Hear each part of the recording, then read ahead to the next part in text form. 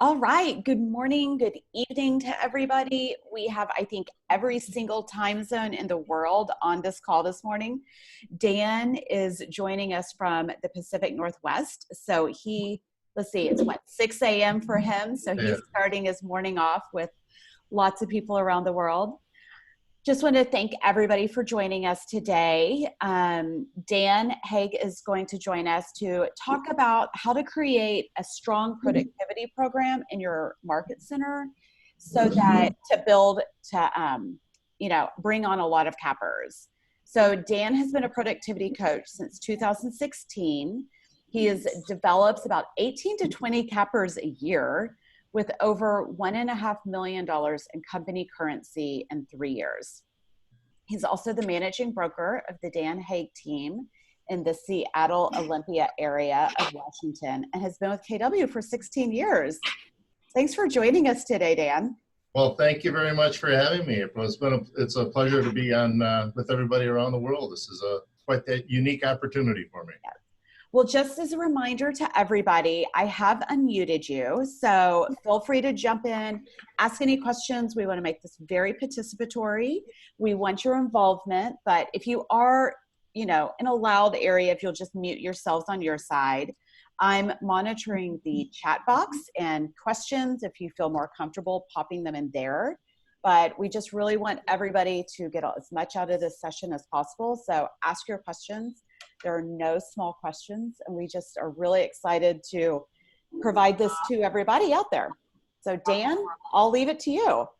Fantastic. Thank you very much. It really is a privilege to be here on KW Worldwide, and I want you to know that the items that we are talking about today come from not only my experiences, but obviously learning from a lot of other coaches from around the country and around Keller Williams. So I hope to be able to bring some best practices to you and some things that you can take back to your areas and be able to really get into producing agents and how to run a really good productivity coaching program. Some of the topics we're going to be covering today, I want to go over some basic goals and just how we actually take a look at the productivity coaching program and what some of those goals may be. I also want to take a look at what a great productivity coaching person does. What do they do? Where do they come from? What is their mindset? And then, of course, we'll get into a couple of key factors that I know you want to talk about. One is how to launch a program and what some of the training is going to look like. And then also take a look at how do we actually get people into production as quickly as possible? How do we get them on the road of success so we can make sure that they stay with us, they feel good about themselves, and we're giving them the tools that they need in order to build a business that they want to be in for a long time. Then we'll finish off with some large goals. How big can productivity coaching be? And I totally agree. This is going to be a lot of question and answer. I would love to hear some input and some questions as we go. And let's dig in.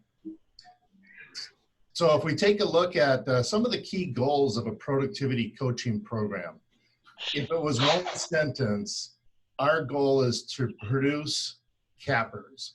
We want to be able to produce productive agents that cap within their first year and then grow their businesses from there. On a standard, on most productivity coaching programs, there's a minimum of 10 cappers that are your standard, or 25% of your program. So I have a program of about 85 people, and so my capper goal is right around 20 a year. So we take a look at that and say, all right, how do we make that happen? Another goal is that we really want to be able to make sure that we engage our lower level agents. As leadership in our company, we do a fantastic job training and developing and creating rainmakers and mega agents and grow the currency as high as we can go. Well, productivity coaching starts off at a lower level. We want to grab those newer agents or agents that are coming into us from possibly another company and really be able to get them into the production that we know works. Productivity coaching, another goal can be, this is a leadership position. And to be truthful, I wasn't sure what it exactly looked like when I was asked to 3.5 years ago to be a productivity coach. I quite honestly wasn't sure of the potential and how this would grow myself and my businesses and how this would really flourish into what it has been today. So I know that a productivity coach, part of leadership, can then move on to other areas, other positions, or possibly just create their own mega productivity coaching team and take it from there. We will also talk about a self-funded program. How do we get this to the point where the production of our new agents fund the program, and so everyone is a win? And then we'll take a look at recruiting. How can productivity coaches use their power and knowledge and systems to be able to really recruit and take a look at both brand new agents looking to come into the business, or if you have competition that might want to join us, what can a good productivity coaching team look like, and how does that take advantage? So those are some of the key goals. Any questions around those right now? All right. Do you have any questions? I love it. I think it's a great place to start. I know a lot of these are questions that we get from our regions. Hey, April, I have a quick question. Go for it. Dan, it sounds like, and I know this may be obvious, but I just want to clarify so everyone hears it. It sounds like you're also a productivity coach and you have a team that is still in production. Is that correct? Yes. Well, JP, this is graduated over time. When I first became a productivity coach, I launched with 20 agents. So obviously it actually grew quickly into working productivity coaching into about a 90% of what I do is productivity coaching. So as the program grew, I actually took a look at this and said, okay, this is a second piece of business for me. I need to hire on my sales team and work my way out of this, because I am way into productivity coaching, and the passion I have for the job is what I want to do for a long time. And so I use it as a tool to be able to say, all right, if I'm going to be a millionaire real estate agent under the terms of the book, let's grow this and let's keep my other pieces of business in place, and I'll grow those to higher levels. Awesome. That's really great. We know this model is evolving. So I hear Yes. PCs that do it full time and PCs like yourself that have created leverage on your team. So you can have a sales business and you can also have a productivity coaching business. And those are two separate things, just so that our audience is clear. Thanks for sharing. Absolutely. It's under the umbrella of my businesses, and this is the one that I'm growing right now. So we'll talk a little bit about organization charts as well.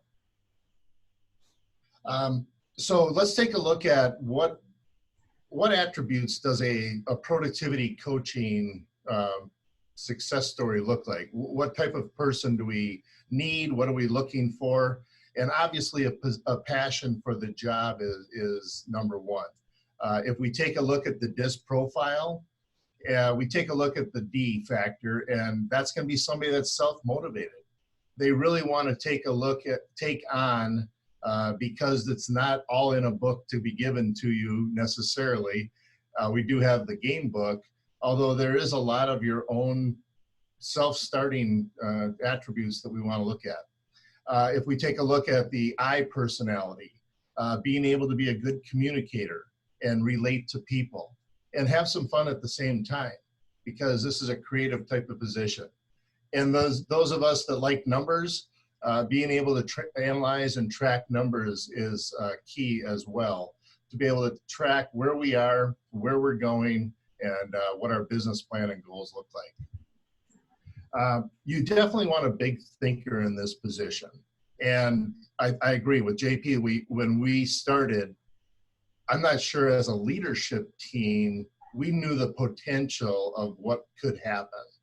And now our currency to the company or the market center is up to $575,000 this year. That's 22% of company dollar, and we produce about 18% of the owner profit at our market center. Those were numbers that we didn't necessarily know or figured out how to track at first. And over time, through coaching and learning the systems, we've been able to take that. And so I encourage people to say, how big? What can I do with this? And really take a look at this position outside the box. Scope. We take a look at scope and how this can move into other positions. And we take a look at scope. It's a matter of what aspects of this job is that really key to do. Are we able to recruit? Are we able to develop people? Are we able to coach one-on-one and be able to really take a look at the needs of an individual, identify those needs, and get them to a better place to where they are? So obviously, the productivity coaching can be taken many different ways, and there's some different ways. There's different people that out there that are creating success stories in some different ways, although for the most part, we are under a system that's been developed over the last 10 years for sure. So anything there with just looking at the correct hire? I have a question, Dan. So I've worked with a lot of agents, and agents are very entrepreneurial also. And I feel like most of them are pretty self-motivated. What do you think makes someone stand out from being an agent that would be a good PC? Because there are a lot of really successful agents out there and they want something else, but what do you think are the attributes of a good agent that helps them transition from being a good agent into a PC? Yeah, the people that love to answer questions of people or take their time to really help and grow someone else, feeling like it's not about the dollar, it's about the success. And I know a lot of people get that way in their positions where they say, you know what, I love being on the Associate Leadership Council, or I love training classes in our market center. Any of those type of people that really enjoy that connection and just smile when they see someone. It's like handing a keys to a first-time homeowner. And when you get that kind of enthusiasm around that really does take it to a good position to be able to be a high-level productivity coach. So looking at the DISC profile, what do you think would be their leading attributes from the DISC that would make them a successful PC? I know you mentioned the D and the I. Yeah, just like many successful agents and millionaire producers, we really take a look at the DI. I think the D is the portion that really brings in the drive to be able to create their own program, work on their own, being able to share information with leadership, to be able to come in and create something that they were really excited about doing. And then the I really comes into play when you're actually dealing with people and trying to come up with some creative ways to make the same structure, the day-to-day things that we need to do to be producing at a high level, make them exciting. Bring in contests or bring in different ways to teach or have different people come in and teach. The I is really important, and then when you get onto one-on-one as well, when you're coaching someone through to be able to relate to someone at different levels, no matter where they are in their business. And I believe when we take a look, obviously we all need to have reports and be able to be held accountable and to be able to see where we are on our capping agents. And that's where we take a look at the C, to be able to take a look at that and say, all right, these are reports I need. This is what I should be tracking on a daily basis. Here's my business plan, and this is how I'm going to make this go. I was part of a market center. We had a couple of productivity coaches there, and the coaches were very, very successful. However, they weren't necessarily great agents also. So I think they don't have to have a track record of being a good agent to be a successful PC. These individuals, what I think their qualities that stood out to the leadership, whenever new agents had questions, whether that was on the Facebook group or whatever, they were one of the first people that were on there answering the questions, helping those agents, offering to teach more courses, things like that. So I don't want everybody to think you have to be a successful agent to be a successful PC necessarily. But I think, they're just to keep your mind open and to evaluate everybody in your market center that, would be a possible good person for this role. Yeah, exactly, April. I was actually in that position where after 10 years or 12 years of being in production, I was looking for some more significance. I was to a point where I really thought that I was having more enjoyment out of seeing other people succeed than necessarily seeing that in myself. So to be able to take a look at that and say, all right, I can contribute everything I know, and coming from a learning-based system and being very educational based, being able to take a look at that and say, this is what I can do for others. Mm-hmm. It looks like we have, is it Luifer Garcia? You have your hand raised. Do you want to unmute yourself? You have a question? Yes, I'm Luifer from Colombia. Good morning. Good morning. Okay, my question is, do you accept all the agents to your program, or you, after an interview, you decide to who will work with? That's a great question. We actually will take a look at two different ways to have people join your productivity coaching. And that is actually could be a next step here if we just want to go with that. So let's go with that. Let's take a look at, there's two different systems there that what we will say is auto-enrolled programs, or you're self-promoting yourself and you're signing people onto your program. So in my market center, anyone that comes in new to the market center is auto-enrolled in productivity coaching. So if they are new or new to the Keller Williams model, they will be in productivity coaching. Now, other programs you'll have where productivity coaches talk to the people when they come on board, explain the benefits of productivity coaching, and then they're brought on and everyone signs a contract to be in that way. Both models work very well. There's definitely some advantages and disadvantages when it comes to being able to grow your business that way. So to the point, does everyone come on board? In my system, yes. In other systems, not necessarily. The new agent needs to sign on and be able to be part of the program that way. Do you include market share agents that are transferring from other brokers that have been successful? Absolutely. And when we grow cappers, we're taking a look at cappers to the point of, we want sustainable cappers. We want people that are going to be in productivity coaching long enough to be able to start actually coaching them to the business of success, not just come in and close one or two deals and think they know everything. We also take a look at that to a second level, an optional second year, and to the cappers, the rainmakers, or the high producers that come on board. We may have them for a short time. We may have them more for the accountability, maybe help them with a current business plan, something like that. Although, of course, with us, those are candidates more for a higher coaching program. Right. A couple of other things. If you take a look at so we have the auto-enrolled program.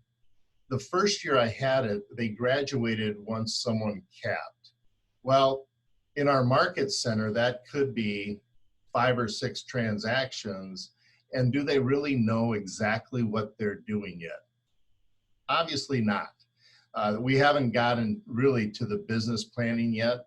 or the leverage piece of it to be able to explain how they're going to be successful year 2, year 3, things like that.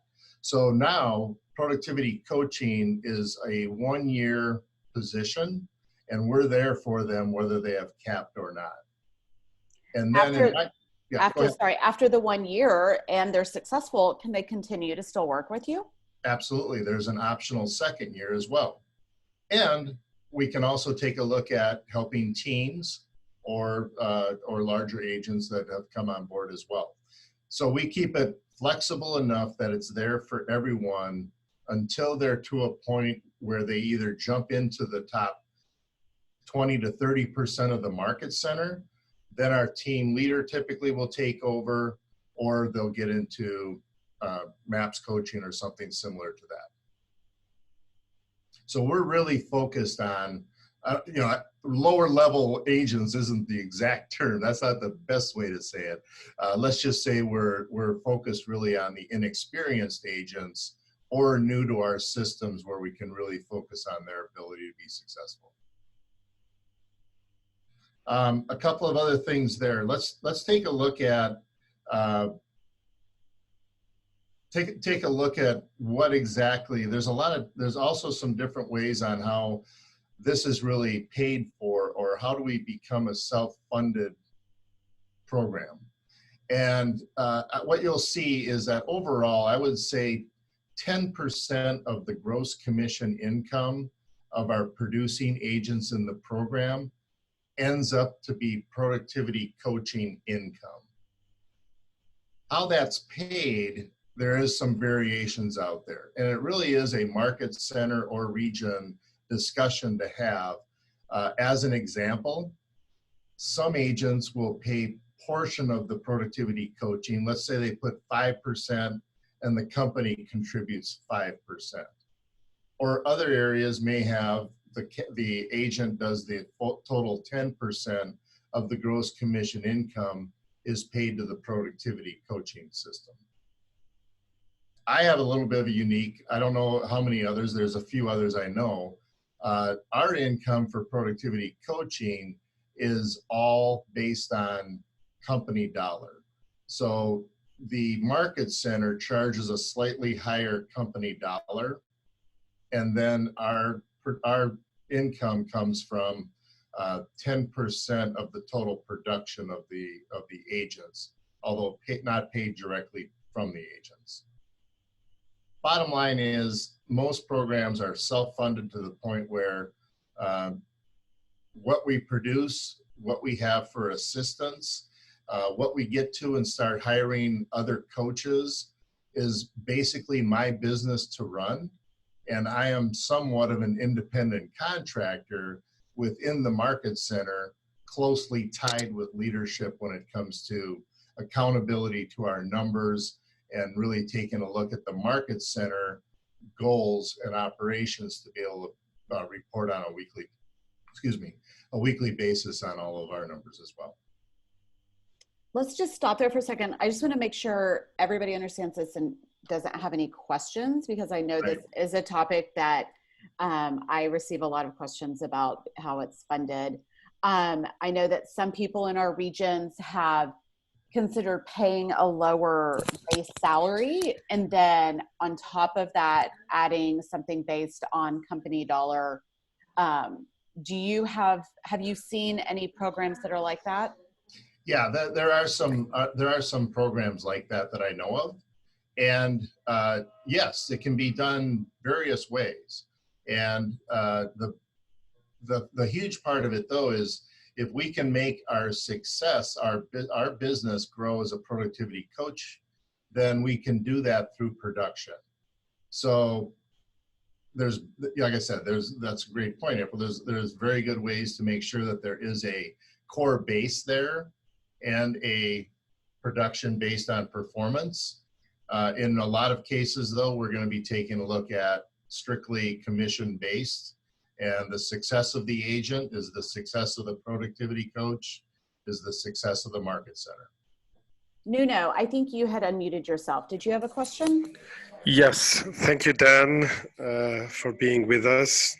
So this is Nuno from Portugal, and my question is, they say that to be really into coaching, the agent needs to pay, to have skin in the game.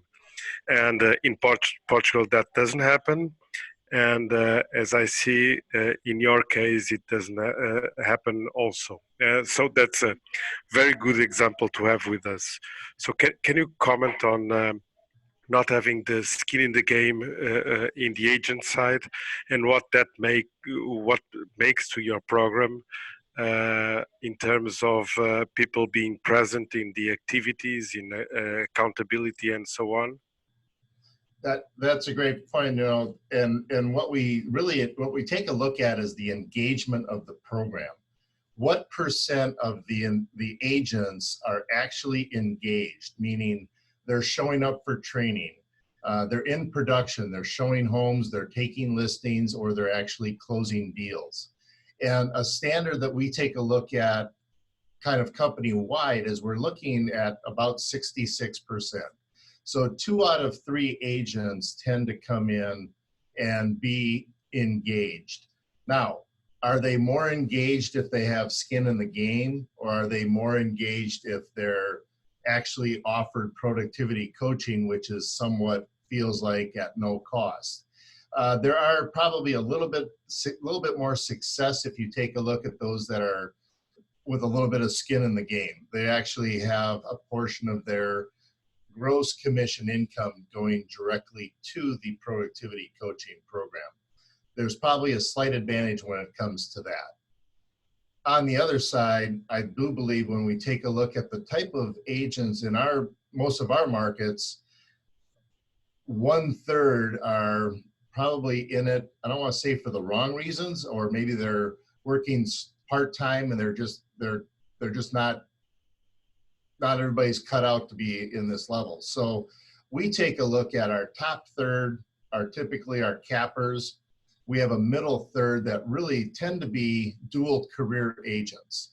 The people that have either another job or other responsibilities where they can't be in our program during the middle of the week, during our normal week hours. And so the engagement becomes a challenge on how do we reach all of those people, keep them involved, and we'll certainly go over some of those points as well.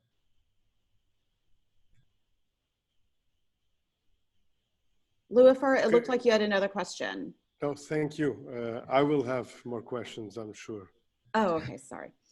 Alejandra, it looks like your hand is raised. Did you have a question for us? Yes, hello. How are you? This is Alejandra from Bogota, Colombia. Nice to meet you. Nice to meet you. Well, I'm the team leader of the Market Center, and I have been working on the Productivity Coach program with my OP. But I want to ask, is correct that the Productivity Coach is a member of the leadership team? In this example, in this case, my OP could be the productivity coach, or this is a full-time job? This is one question. And the other one is, when the Market Center is growing, there are more people that you need to take care of and attend. So the productivity coach can be in group meetings. I don't know how to work with that group meetings. Okay. Okay. Here is, I would say 95% of the answer as far as leadership is that a productivity coach is absolutely essential to be part of the leadership team. And that needs to be a group conversation. When I was first asked by my OP, would I like to be a productivity coach? I did a lot of homework, and I was very well represented, and I had a lot of people that were just behind me. We set the program up. I attend all the leadership meetings. I attend all the leadership training in the area. Because we're tied into goals like recruiting and production and what we are making, how profitable is our market center, this needs to be a leadership position. And although it's going to be structured slightly different, that's fine. So we have weekly meetings, we have daily huddles, we have everything that is anything to do with leadership. I'm involved, and so are my assistant coach as well. Okay, but you're a different person of the leadership team.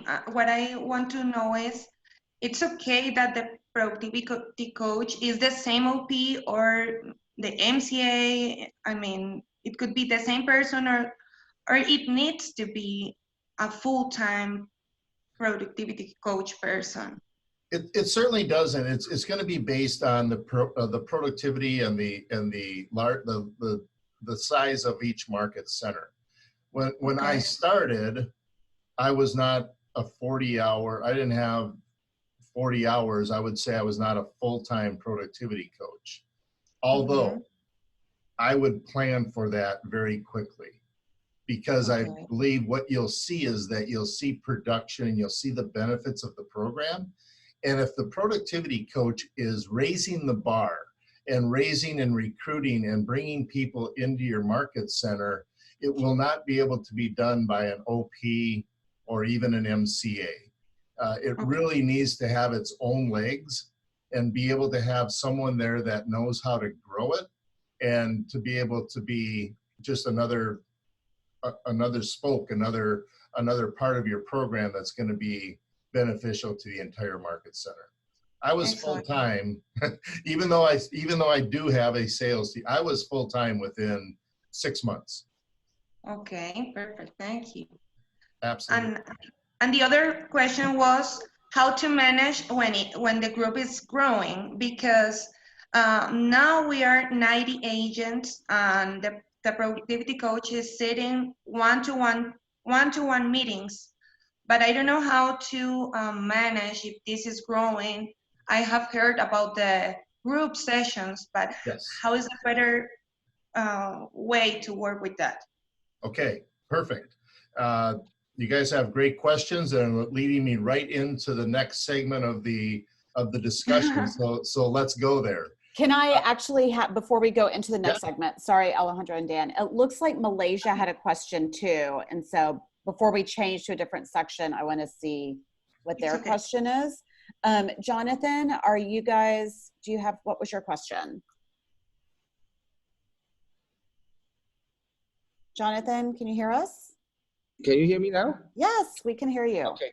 Hi, Dan. This is Jonathan from Malaysia. Hi, Jonathan. Yeah, I'm in a room with about 10 people here trying to understand the productivity programs that we are running. My question for you would be, it sounds like you have a weekly accountability meeting with your market center leadership, be it the OPTL or whoever in the market center leadership. What sort of conversations would you be having in terms of that accountability conversation? Is there some metrics that you go through with the market center leadership in terms of productivity of every agent that's under the program, or what goes on in that conversation, if you don't mind me asking? I have a 10-minute segment every Monday morning with my leadership in our leadership meeting. The numbers that I will talk to are the total number of agents that are in the program. We will take a look at our month-to-date company dollar that's been produced. We'll take a look at the total gross commission income that's been produced. And then I'll also keep track of the number of cappers that we have. And not part of the leadership, although part of my weekly coaching call, I also have the productivity income on both a month-to-date and year-to-date spreadsheet. So tracking of the numbers is key. What I also discuss are what some of the opportunities are that we have coming up. If we have a special training, if we have, and I'll talk a little bit about power days and some of the other things that you can do. We're totally involved with that, and we are there for any of the taking a look at the yearly goals, setting up for the 2020 business plan and expenses.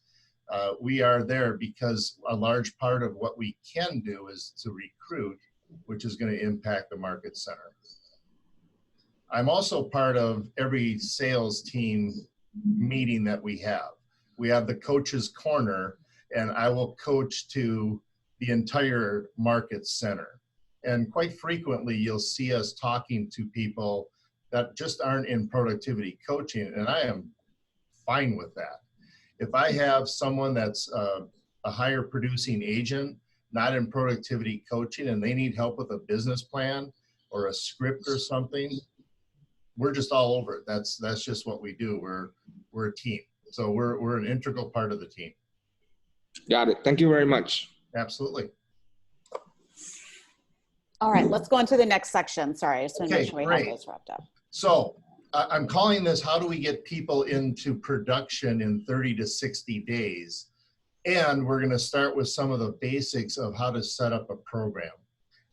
One key, we do have the game book. We do have a game book out there that is available, and it's something I started using.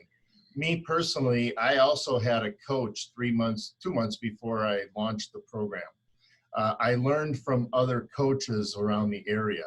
I listened to people and heard about how they had set up successful programs, what they had done right and what they would have done differently. So we took a longer time, 2 months, to really launch our program to decide what exactly does it need to look like. What are the goals? What does the training schedule look like? And how are we going to actually track to make sure that we had agents that were actually producing? If we take a look at just what happens when someone first comes in, the belief is that, and we know that 90% of our job is all about mindset.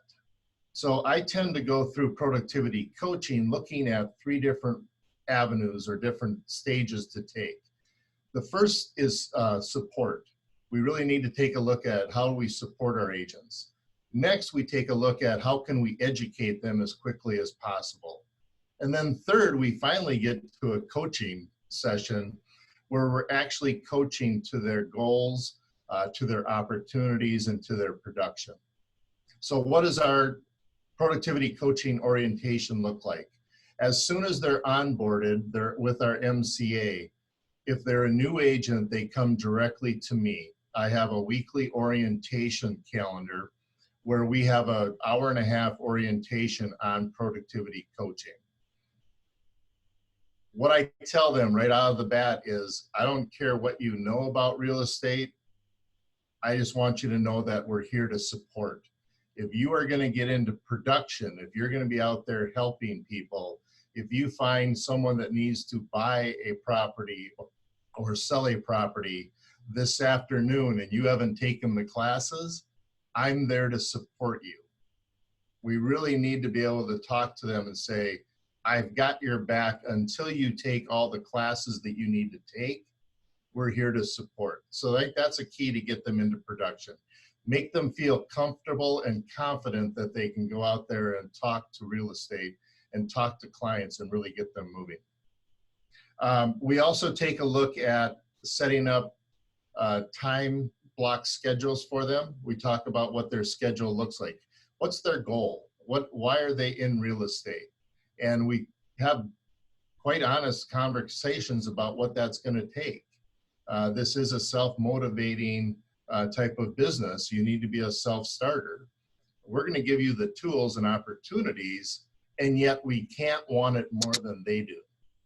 That's one thing a coach can't do.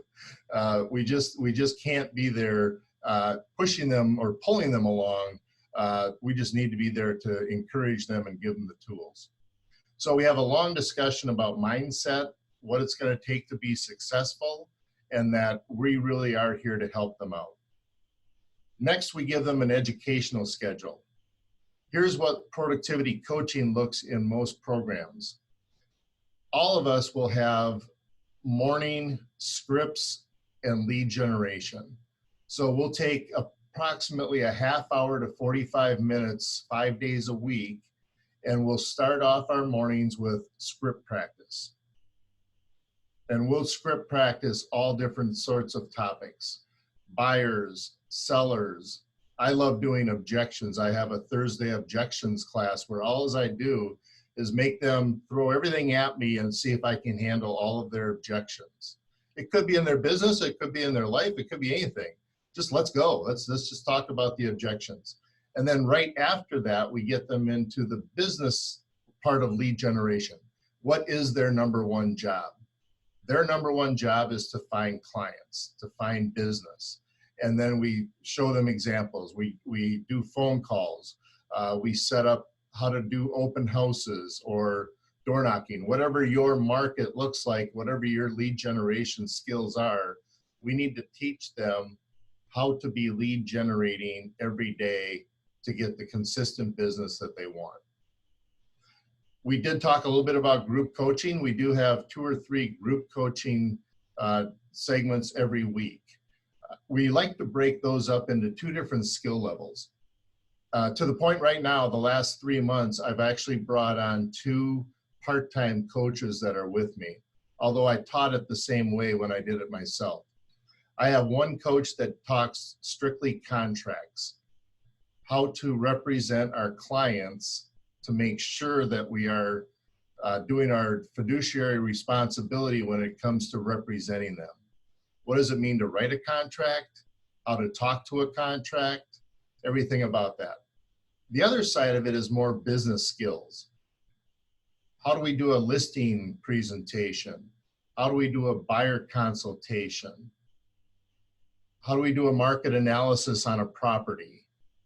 And how do we really get in there and fine tune our skills so we're not practicing on our clients, we're practicing on each other.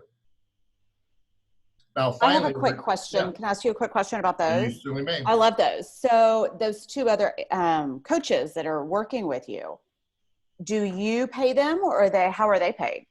Yes, it's all under my business, my productivity coaching business. I then give them a portion of that, and they're really being developed.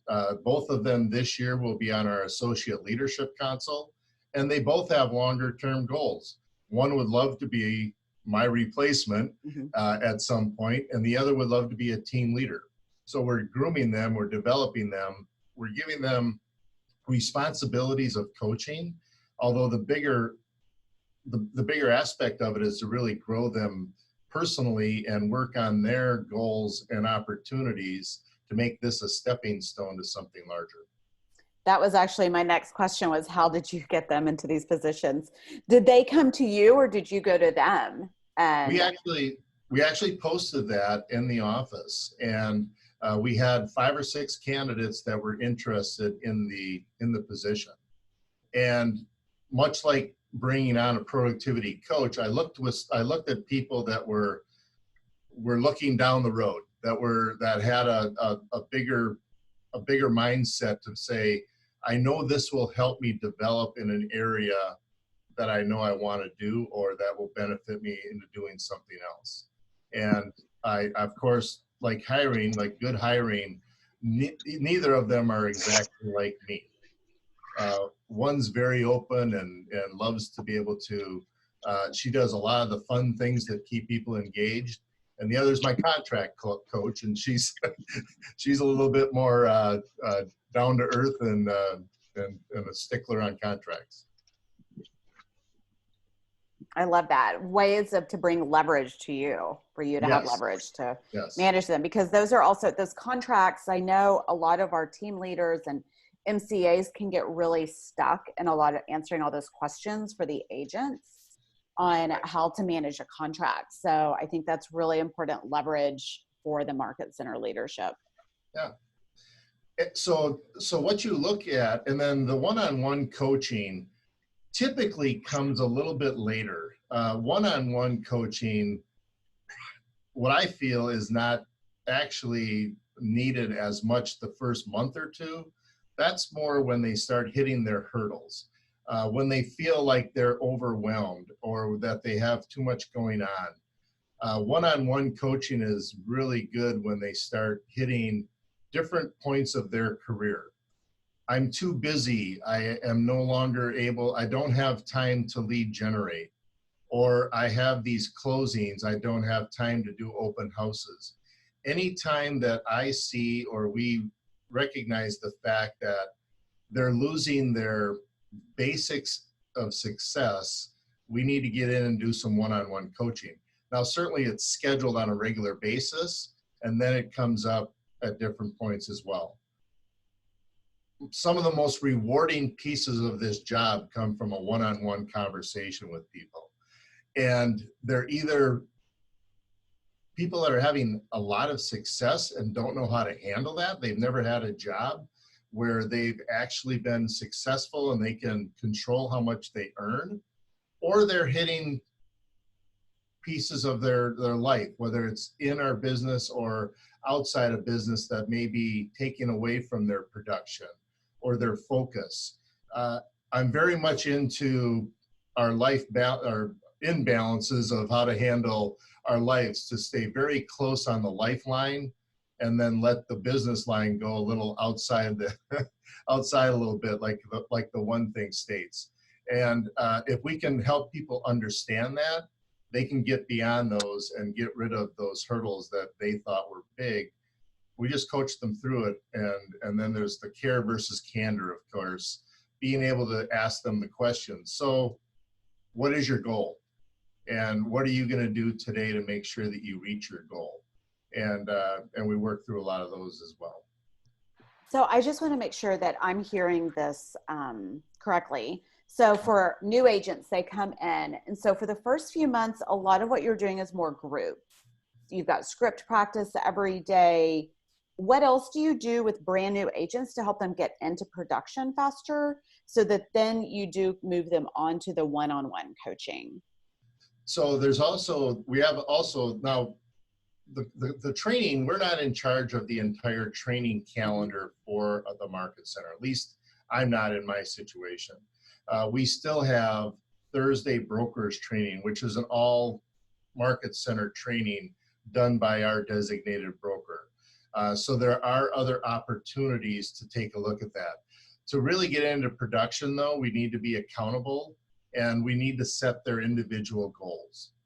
All right, you want to make X number of dollars. Well, in the old system, we would take the CGI, the Career Growth Initiative, and now we have other areas we happen to use Command, where we can set our goals and say, okay, if you want to make a certain amount of money, I never take a look. I show them one number, which might be their gross commission income of what they want to make. And then I ignore that. I want to boil it down to simpler numbers.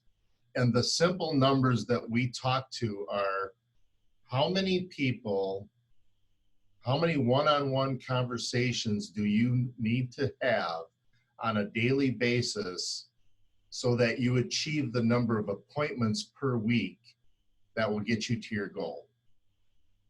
In our example, many people want to come in and it boils down to one appointment a week.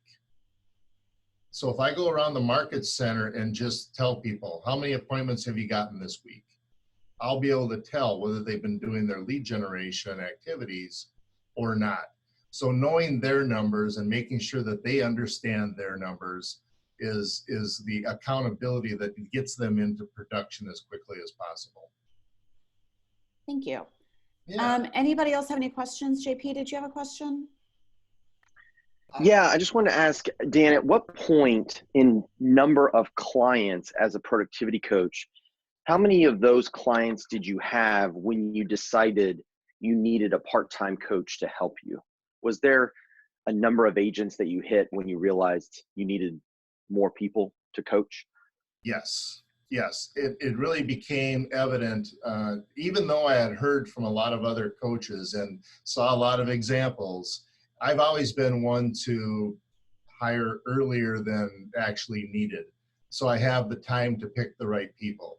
So first I brought on a part-time assistant. I had a virtual assistant, and then I have a part-time assistant that helps me with reports and keeping track of the roster, all of those things. And then we got to about 60 to 70 clients to the point where I was getting maxed out. And I was doing all the script practice and all the training, all the one-on-ones, and that got to be a number that it was more beneficial to our clients if I brought someone in. So right now at 85, I'm set up organizationally to be able to work up to 125 people in our productivity coaching with the 3 coaches that we have right now, myself and our 2 part-time coaches. So I've built my 2020, possibly even 2021 staff to grow into that right now. I've heard different, I think we all in Keller Williams International and worldwide, maybe our regions have as well, heard different suggestions on what the capacity is of a single productivity coach in a market center. Do you have a philosophy or an opinion on how many people or agents a productivity coach can generally handle in a program before they should really start thinking about leverage? Is there a number or an amount of production that comes to mind for you? Because I think this is one of the parts of the model that seems to be evolving.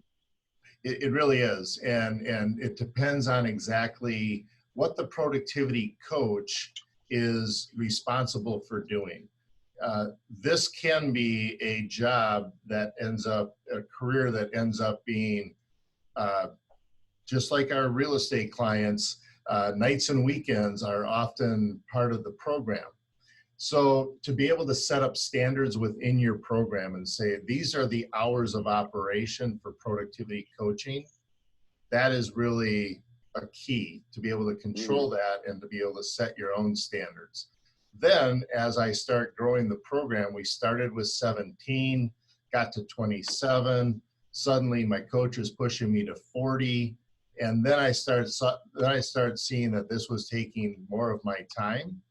And I believe what happened, JP, is that we actually took a look at an opportunity that we had a year ago to better service our dual career agents. And I started to include Saturday morning productivity coaching huddles. That's the time it hit. And this got to be a point where Dan can only handle so much to be able to be there for everyone. So let's bring on leverage. So it's really that position where the schedule and the production get to the point where you're saying, I'm not servicing everyone to the best of my ability. I need leverage. Makes sense. Absolutely. Yeah. Any other questions from the group before we move on? All right. I have some, but I'll save mine for the end, Dan. Okay. I think you're going to answer mine. So, it looks like Maria, actually. Sorry about that. Maria, do you have a question? Yes. Do you hear me? Yes, we can hear you great. Okay, perfect. So what do you do with the part-time agents? How do you manage the schedule of the training? Yeah, that's a great point, Maria. And because a third of ours, or almost 40% of our market center is dual career agents. So we take a look at exactly what they have time to do. We work on their time block schedule and say, okay, when does your other responsibility get done? Whether it's another job or taking care of kids, whatever that might look like.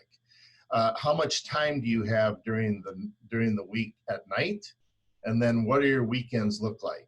So that's why we brought on the productivity coaching huddle on Saturday mornings. We do that 3 out of 4 Saturdays a month. It's simply an 8:30 to 10 o'clock class where we focus on one piece of training, and then we leave time for accountability and also open questions. So maybe I'll come in and do a buyer's presentation, or Deb will come in and talk about contracts and how to write a contract. Then we'll talk to them and say, okay, based on your goals, how many contacts did you make? And did you make the significant amount of appointments to be able to produce what you needed? And by looking at that, we tend to have to narrow down the number of lead generation activities that they do. We really need to focus on the people that they know, their sphere of influence, and possibly open houses or something else. So we can't have them necessarily door knocking or doing some other, or calling for sale by owners or whatever the lead generation form is. if that doesn't fit into their schedule. So we have to focus on the best turnaround, the best chance of securing business and converting leads, and keep them more focused than I do other agents. One question we had here from Wayne in Dubai, he was asking, so with new agents always joining the market center, how do you accommodate them into an already running program? Since you'll have someone have started a month and they're in a different part, how do you accommodate them?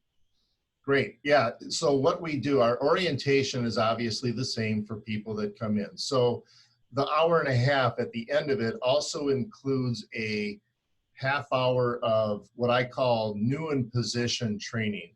So for 4 weeks, they can come in at that time after orientation and catch up to a certain key point of what we do.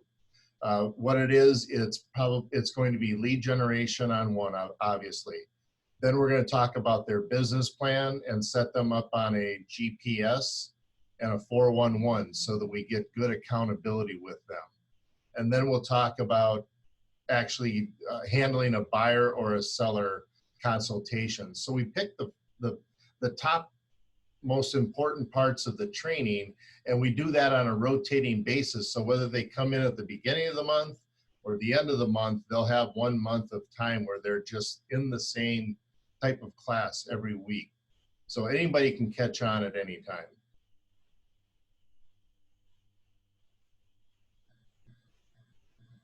All right. Anybody else before we move on to the next section? Yes, I saw the calendar there. And let me give you one more tip on a calendar.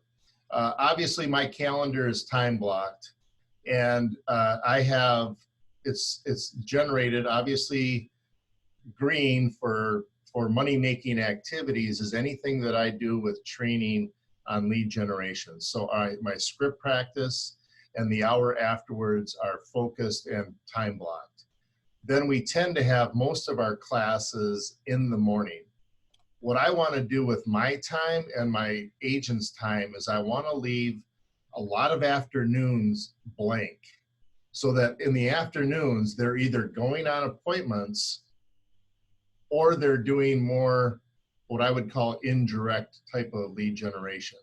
If we're calling and we're door knocking or open houses, those are all direct. Those are your best chances for one-on-one.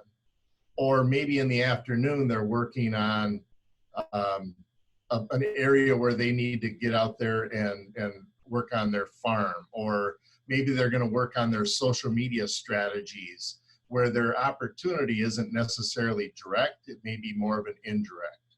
So direct activities in the morning, indirect activities in the afternoon, although there's a lot of blank space in the afternoon in order to be able to fill that in.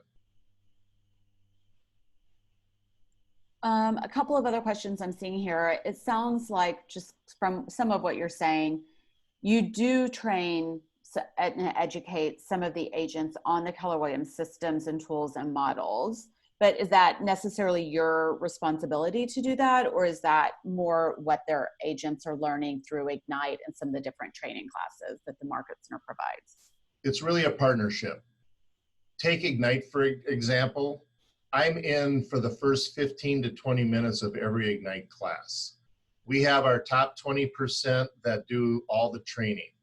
I'm in there to do the accountability. I want to make sure that they have their basic business models in place and to know what their biggest priorities are.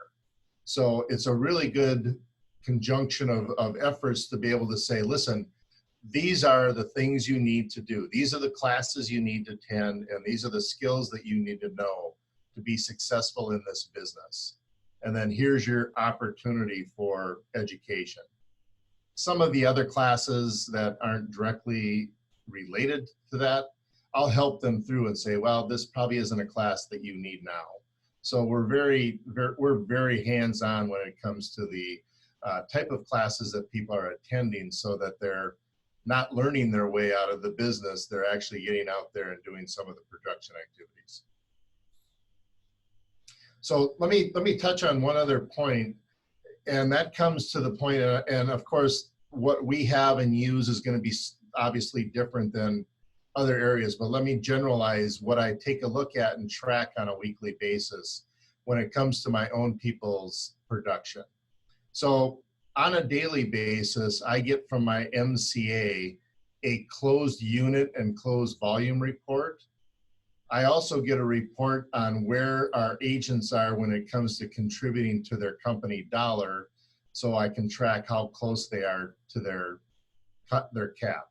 So I have a board, and because we're so close to Mount Rainier here, I have a mountain out in my work area, out in the public area. And the goal is we put business pictures on each one, and they climb the mountain as they're getting toward their cap. It's just a way to have it out there to be a little bit more public about the program and how they're succeeding. So as they close a deal, they work their way up the mountain. So that, and then when they get to the top, they get a little hat and cap and things. It's all the silly stuff that we do to make people engaged. So I'm very integral. I spend a couple of hours a week just on tracking numbers. Who's coming up, who just joined us. We have a roster there. We have where they are in production. We take a look at, are they turning in their accountability forms, and how soon are they to their end of their first year, and can we get them to a cap status? So it's really important to be able to take a look and make sure that we understand where everyone is in production, so that we can reach their goals. And I know I have a lot of those reports, examples from you, Dan, that you provided to me a couple of months ago. So we'll be sure and post those also on Front Page for everybody. When we send out the recording and the Wall of Value email, you'll be able to access some of those reports to see what those look like. Perfect. So that kind of wrapped up that portion of it. The last piece of it is the whole picture, the mindset of where can a productivity coaching program go? And again, after 2 years, I wasn't quite there. Now starting 3 and 4 years, my mindset around productivity coaching obviously has grown to the point where I know there's more success out there to be had. A couple of models might be that a productivity coach in some markets may oversee 2 or 3 or 4 market centers. And that can get them to what we want to refer right now as to a $1 million productivity coach. My goal next year is to be $1 million company dollar coach, meaning our market center will produce $1 million, contribute toward our market center and company dollar. And I encourage people to take a look at this and say, yes, this is where we're starting today. We don't have a program yet, or I've got 10 agents in my program. And to dream and look big and have those organizational charts that say, this is where I'm going to be in 1 year. This is where I'm going to be in 3 years. And this is where I'm going to be in 5 years.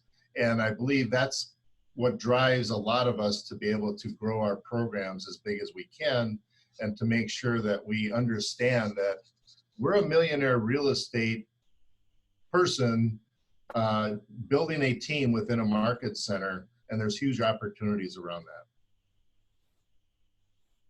You mentioned that a productivity coach could work with multiple market centers. You're currently still in your one market center? I currently am in my one market center, and those that have the biggest opportunity is when they have investors that own multiple market centers in a fairly small area. Okay. So if I had an opportunity to do that, I'd absolutely duplicate, call it expansion. I would expand that to different market centers. And that still is an opportunity. It's still an opportunity to do that. The other way that we're going to take a look at production, obviously, is we're going to want to grow our numbers within our market center. And let me touch on recruiting a little bit more.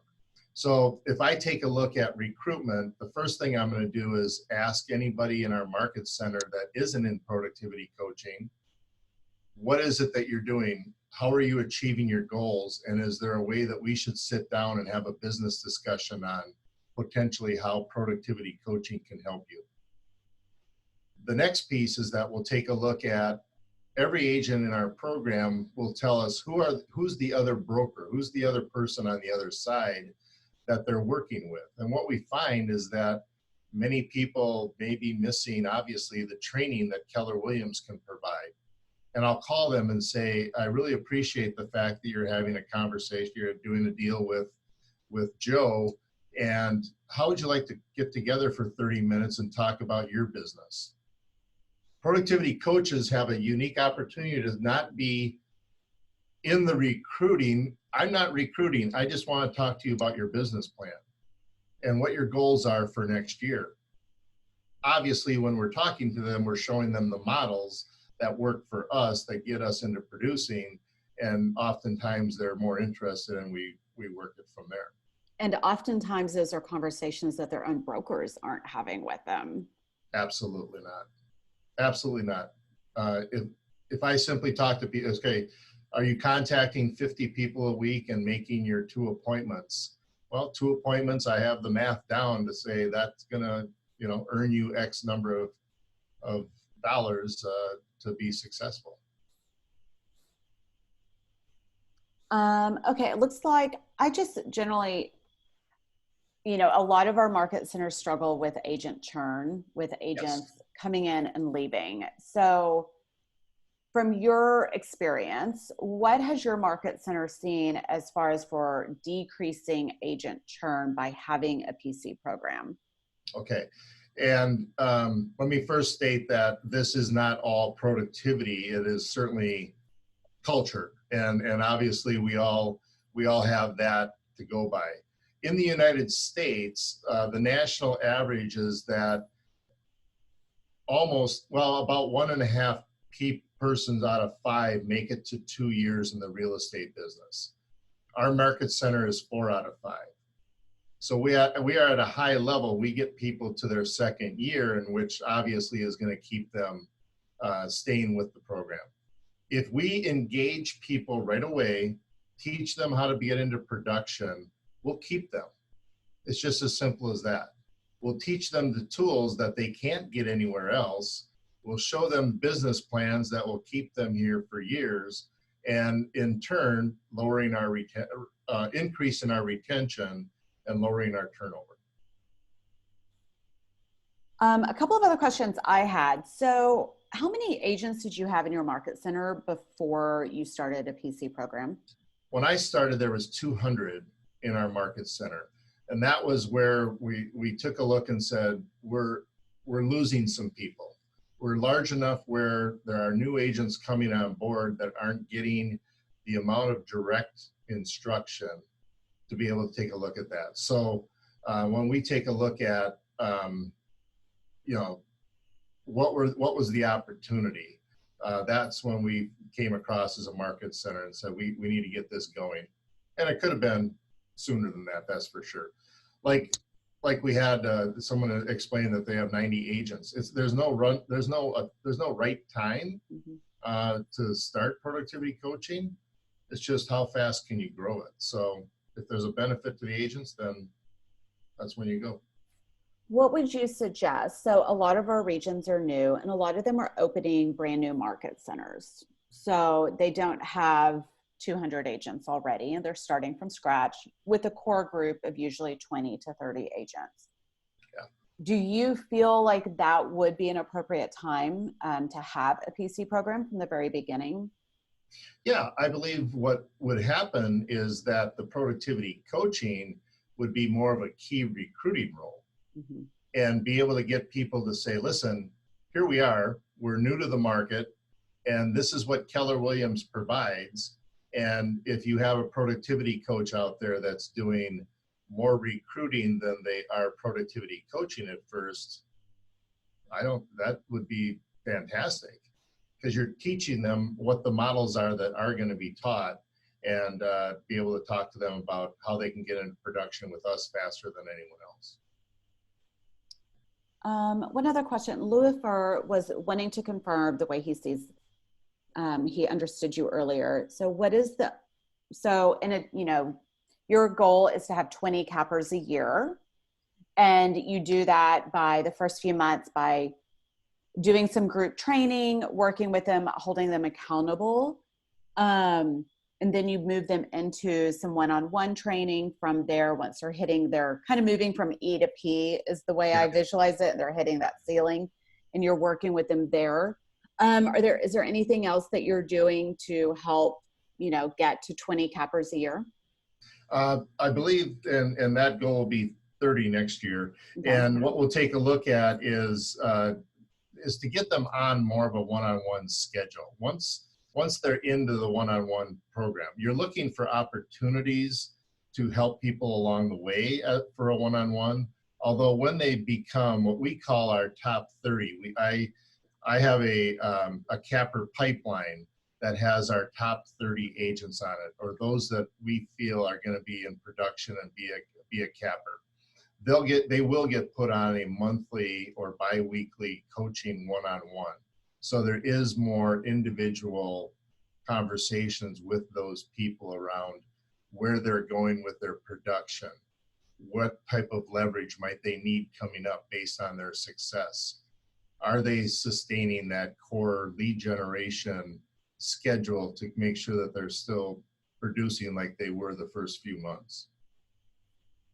Great. Anybody have any other questions they want to hop on and ask? I wanted to ask something, if that's okay, April. Go for it. Dan, you may have touched on this a little bit, but I just wanted to really get clear for the team leaders and OPs that are on our call. How are you, in your opinion, showing up as leverage for the team leader specifically? In what ways do you give that team leader time back on their calendar to more clearly focus on the key activities of the team leader's role? Right, JP, they're really focused. Our team, we have co-team leaders at the moment. They are really focused on market share appointments. They are taking a look. I do the career tour, which is typically newer people just getting into the business. And I do a lot of recruiting to anyone that is smaller producing agents in other companies. So what that does is that frees time for them to really take a look at who are the producing agents, the market share agents that we can really focus on and build that way. So they're taking a look at the top 20 to 30%, and they're focusing on market share. I can help you tremendously by adding market, just agent count and getting to the gross numbers. So I have a goal, just like they have a goal, of appointments and gross and net when it comes to recruiting. And when you say career tour, is that like what we've called the power walk, where you're touring them around the market center, or is that more than just touring new agents through the market center?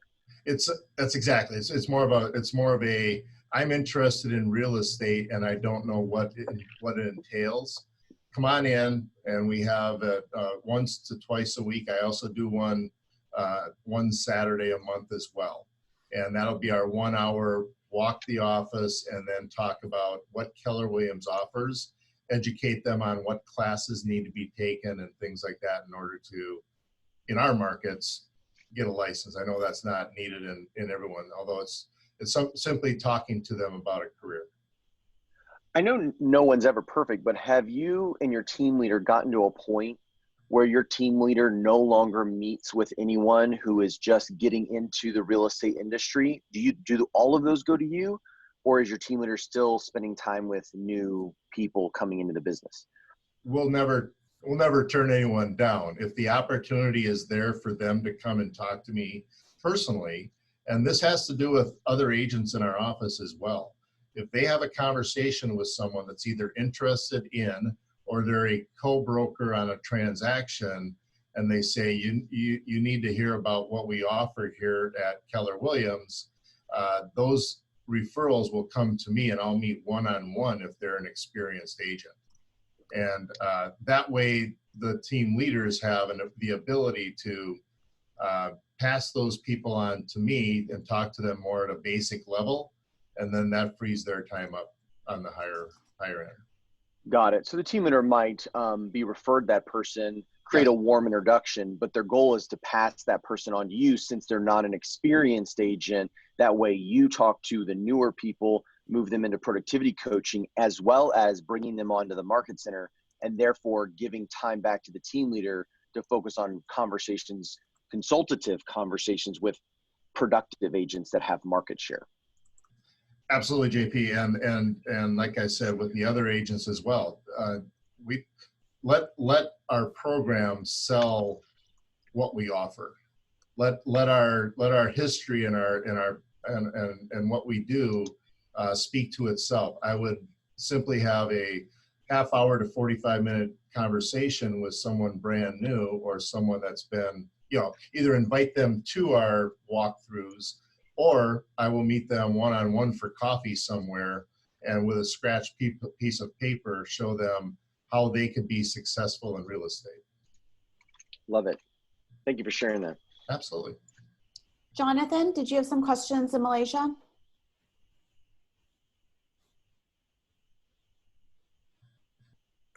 Hi, can you hear me? Yes. Okay. Hey, Dan, my question is, how does your time block look like on your recruitment goals? How much time do you spend on recruiting? And shoot, I forgot the second question, but yeah, let's stick with that first. Okay, that's perfect. I move my lead generation activities to later in the afternoon. Most of my time in the morning is spent with the agents within the programs. I am here scripting, lead generating, although the lead generation I do in the morning is more to their type of lead generation, where we're talking to sphere of influence or whether we're making for sale by owner calls, whatever the activity is, I'll dial mine in so that they can hear me speak just as if they were speaking. My lead generation when it comes to recruiting is 4:30 to 5 or 4 o'clock to 5:30 every afternoon.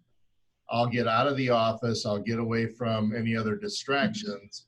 That's when I'm going to be taking a look at who are the people that my people are working with that may be interested, and I'll get our reports out that say, all right, who are the people that are doing some business, although they're not the cappers yet in their own companies, who can I call and ask for an appointment? So that's my lead generation. That's my white time. That's my afternoon time, and obviously handling phone calls from other agents as well. Got it. Just a follow-up on that question. It sounds like you have like a list or a pipeline for your leads for doing those lead generation in recruiting.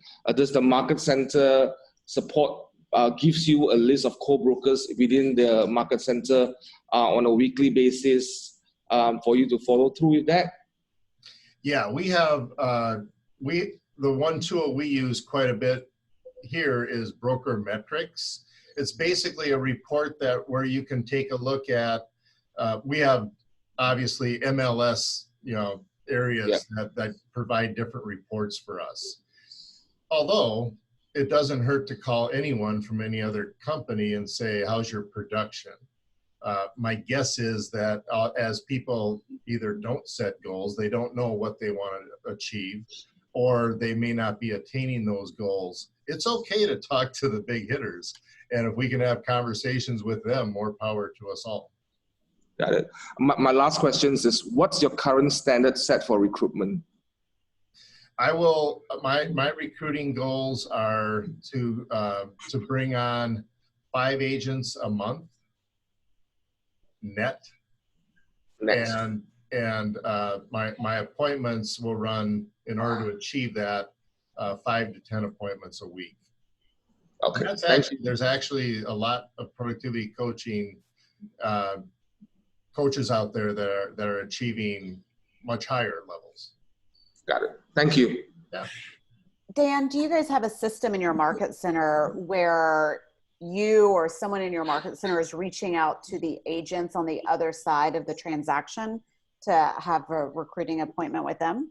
Yes, so we'll track. Many of them use a transaction coordinator in our office. So whether we get that from whatever report we can from our MCA, we'll get the names of all the people, and we're just call, you know, hey, I see you have a transaction going with someone that I'm currently coaching.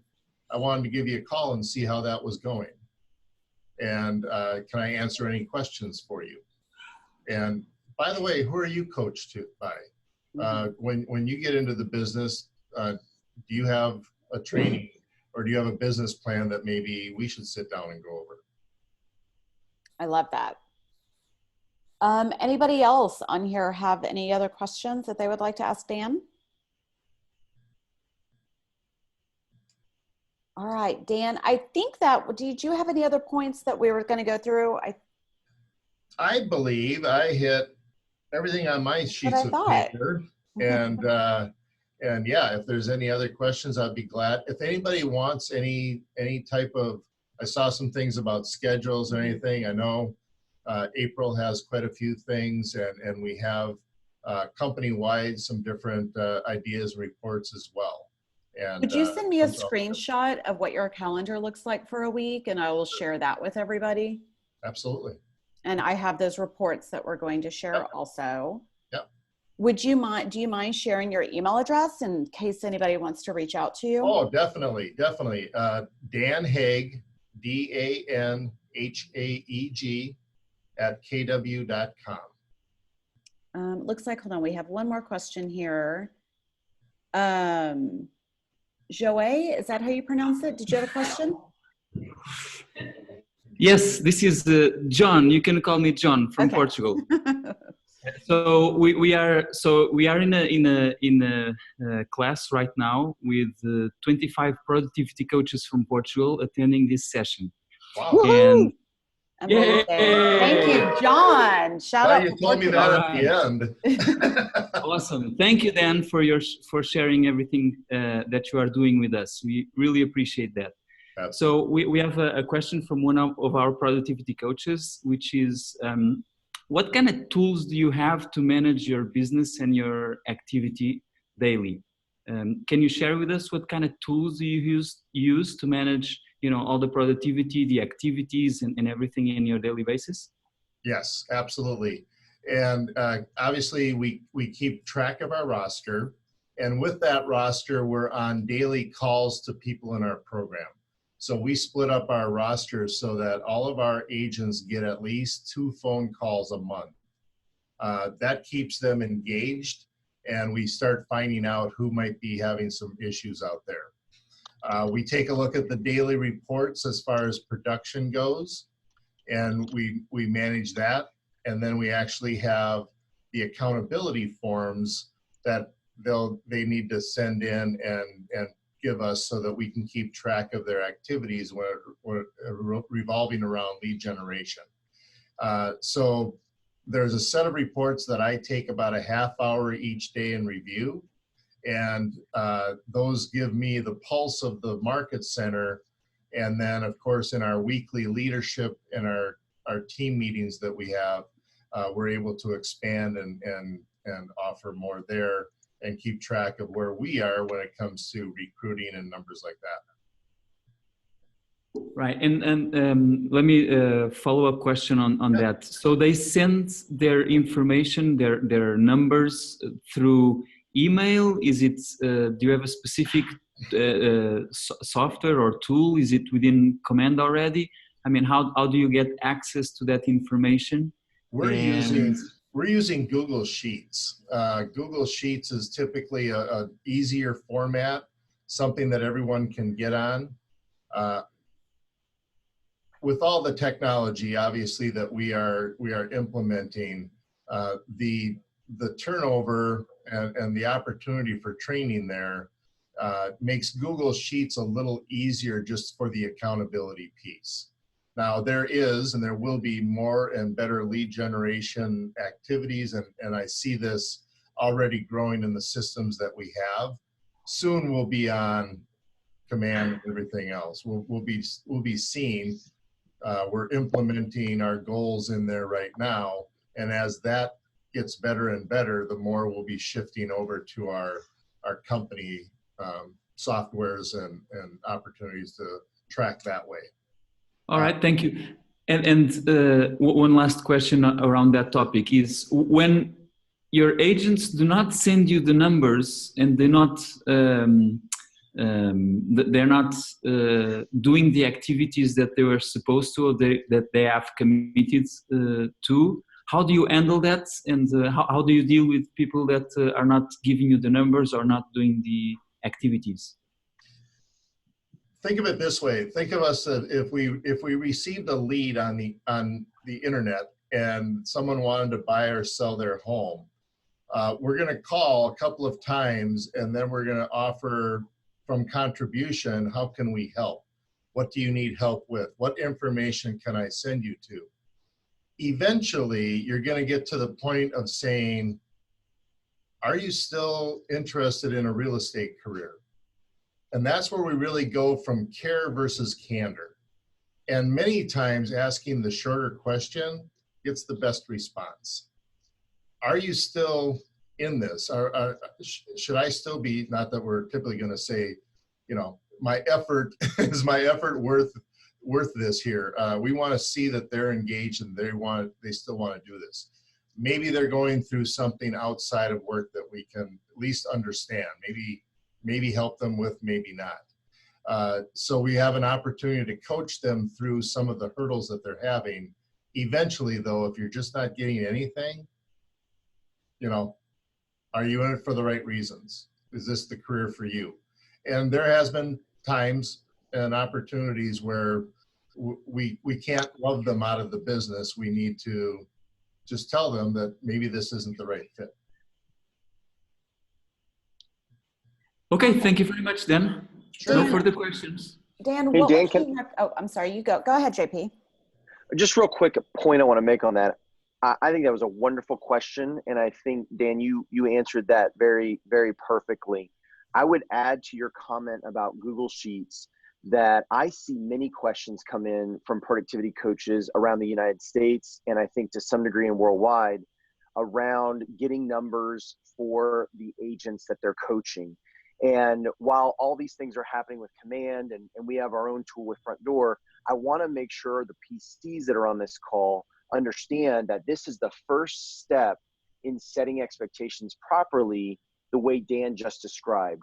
You want your clients to take ownership of their business and collect and track their own data and submit that data to you. I think many productivity coaches, including in the United States, think part of their value is collecting all the data on behalf of their clients and giving it to them. It's actually the reverse. And I think Google Sheets is a wonderful tool that everyone can use to put that expectation clearly at the beginning, so agents know to be in coaching means to take ownership of your numbers, track them, and report them to the productivity coach. And that's what we do as professional business leaders. And then when they don't engage, as many will, exactly as Dan described, is a beautiful way to handle that conversation. Just for a productivity coach, understand that we teach the world how to teach us. And if you set standards at the beginning, you will be amazed at how much your clients will value that and respect it, especially in a business where they have so much freedom, it's difficult to hold yourself accountable. So don't feel you have to run around collecting numbers. They should collect the numbers and deliver them to you. Just wanted to make that point. Absolutely. One of the best things that an agent can say is, you'll find it all the time, thanks for holding me accountable. They want it. They want that activity. Yeah, it's very much like being a school teacher. If you don't provide structure, you will have chaos in your program.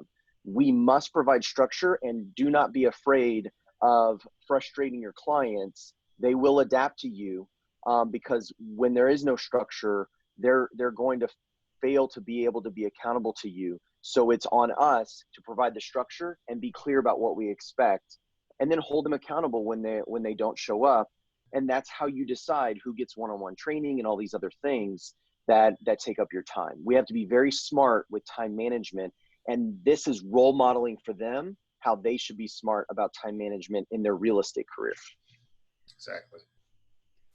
Well, I have a few more questions, and I have a really big announcement for the very end. So everybody don't get off yet. This is my tease to get everybody to stay on till the very end. One of the questions we had here, Dan, what would you recommend for training for someone who wants to become a productivity coach? What kind of training opportunities are you aware of for them?